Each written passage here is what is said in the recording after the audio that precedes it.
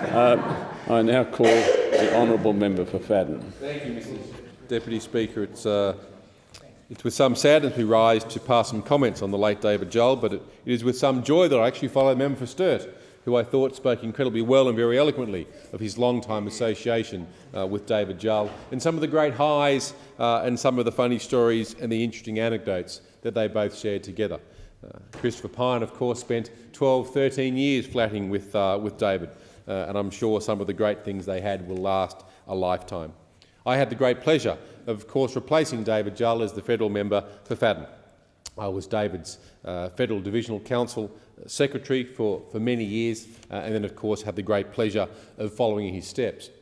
David is one of those rare political leaders, the longest-serving Liberal leader, or longest-serving Liberal in Queensland's history, but a man who chose to leave on his own terms and in his own timing.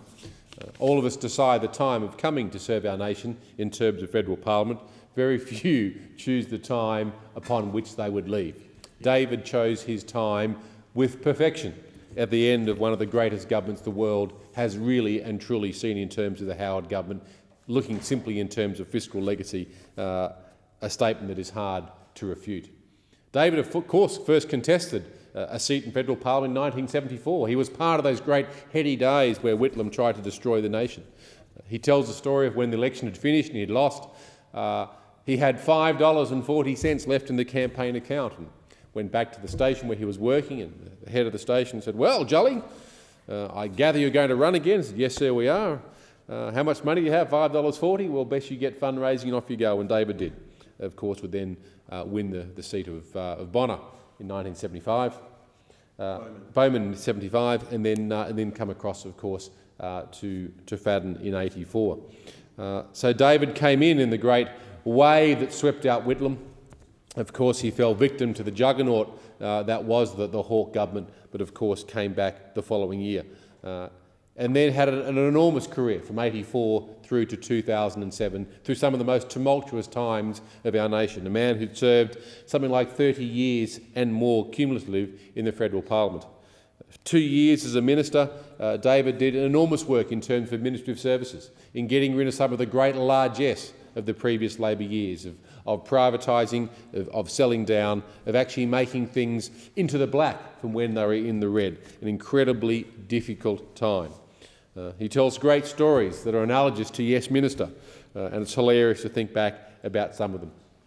Whilst David's time in the ministry was all too short, I think one of his great contributions was the chair of what was then the ASIO Committee, now the Committee of Intelligence and Security, a significant committee of the Parliament of which he chaired from ostensibly 1997 through to 2007. A time of some of the greatest upheavals in our national security and our domestic security posture. David was at the head of the Parliamentary Committee, which was there to keep the executive honest as part of the separation of powers. A committee that is responsible for listing terror organisations, for sifting through analysis and data, for holding our institutions responsible in their intelligence and security tasks. David was there during September 11. He was there when ASIO ramped up to 600% its size from whence it started, and David oversaw it all. It is truly a tremendous legacy. I think there's a way to judge a man in terms of the parliamentary process and how it works, and that is to look at colleagues and staff. And I think David would have to have, and it's difficult to check, but I think he would have to have the lowest staff turnover of any parliamentarian that served in the modern era. Some people only actually left his employ, especially women, when they went to have their children. And ministerial staff only left, of course, when David no longer was a minister under the Howard government. His bash, October the 4th, his birthday, so few days away from here, all of those staff would turn up from time to time because they considered themselves part of his family. There's Annie, who's now 77. Was with David at the time of Tourism Queensland. There was Cherie, a young girl, 18, who David brought into the office, who turned out to be very good when computing was being introduced, and of course Cherie only left in 2007 when David left. There was Helen, who only left to have her family and was one of David's greatest friends. Vivian Shields was with David for an enormous period of time. And indeed, Margaret Raleigh and my staff, who's one of my most capable staff, of course, was with David for a number of years before joining my staff. All speak incredibly highly of David Jull. Prior to his leaving the seat in 2007 and my resuming it, we had a farewell bash for Jully on the Gold Coast. And all the staff turned up, and previous members of Fadden, Cameron turned up, and everyone spoke in such high terms of David as a gentleman. And I certainly support the Prime Minister's words in the House of Representatives on the day David died, when she spoke of a true gentleman in the House, and that was how we should remember David. He loved his family. My regards to Gwen and Peter and their respective children, and he loved his grandchildren, and his grandchildren were with him until the final end.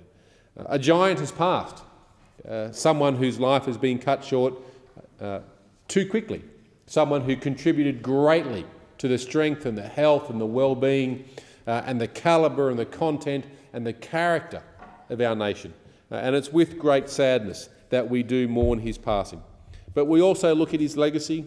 We remember the fun times that David enunciated, listening to my parliamentary colleagues who served with him. Some of the antics they speak of truly reflect the Jully I knew in terms of serving him at the local level as part of his Federal Divisional Council, and then, of course, enjoying his great support in taking over from him. And I'll always remember the great support he gave, and his words of wisdom and encouragement and his help.